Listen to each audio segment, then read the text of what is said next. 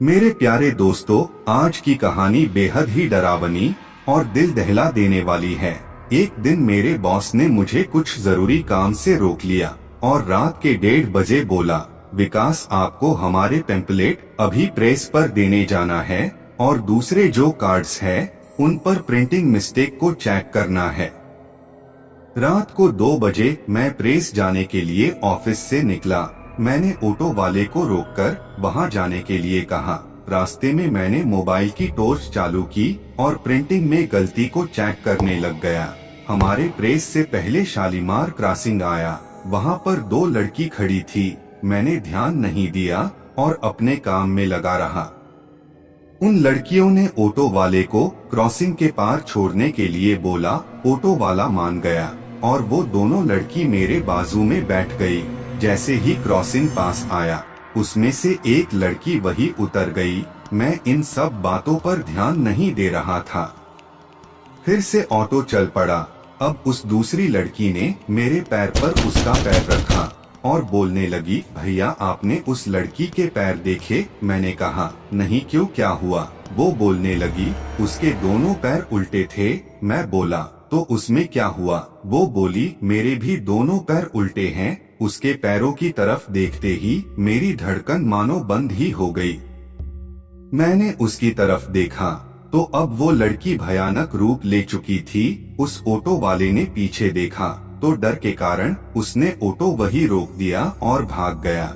लेकिन मेरे शरीर ने तो मानो काम करना ही बंद कर दिया। वो भयानक लड़की मेरे बगल में बैठी बस मुझे घूर रही थी।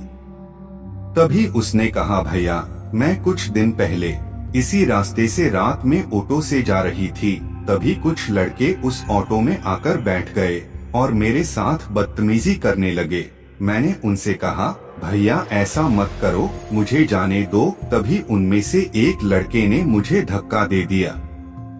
मैं नीचे रोड पर गिर गई। तभी पीछे से आ रहे एक ट्रक ने मुझे कुचल दिया। मैं रोड पर तड़पती रही पर कोई मेरे पास तक नहीं आया। इसलिए भैया, मैं आपको मार दूंगी, वरना आप भी मुझे ऑटो से धक्का दे दोगे।